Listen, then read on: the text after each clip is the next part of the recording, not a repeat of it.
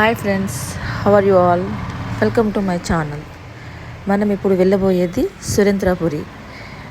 మనము సురేంద్రపురి దగ్గరికి చేరే వరకు దీని గురించి కొంత తెలుసుకుందాం.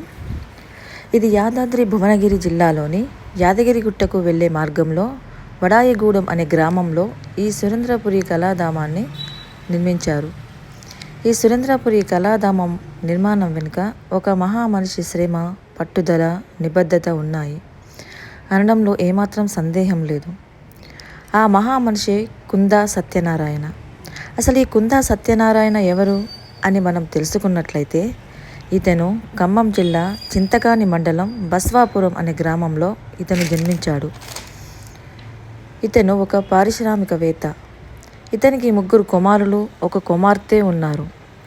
ఇతని 3వ కుమారుడైన సురేంద్రబాబు 1991లో అనారోగ్యం బారిన పడి మరణించాడు. అతని జ్ఞాపకార్థం 1998లో యాదాద్రి భువనగిరి జిల్లా భువనగిరి మండలంలో వడాయగూడెం గ్రామ పంచాయతీ పరిధిలో 18 ఎకరాల స్థలం కొని ఆ ప్రాంతంలో అతని కుమారుని పేరిట సురేంద్రపురి కళాధామాన్ని నిర్మించాడు.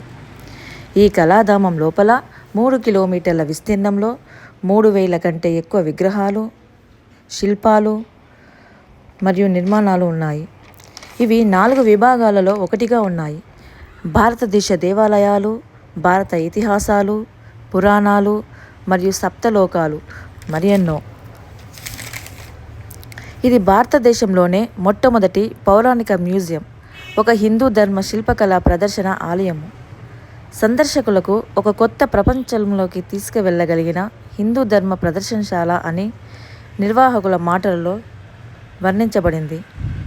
ఇక్కడ భారతదేశంలోని పురాణ ప్రాముఖ్యం కలిగిన సన్నివేశాలు, అలాగే పురాణ ప్రాముఖ్యం కల దేవాలయాల నమూనాలను చక్కని శిల్పాలుగా మలచి ఎంతో అందంగా అలంకరించి చూపరులకు కనువిందు చేస్తున్నాయి. ఫ్రెండ్స్, ఇది పార్ట్ 1గా అప్లోడ్ చేస్తున్నాను. పార్ట్ 2 వీడియోలో కళాధామంలో ఉండే శిల్పాల గురించి, ఇంకా ఏమి సౌకర్యాలు ఉన్నాయి అందులో అనే దాని గురించి వివరిస్తాను. Please like, share, subscribe my channel.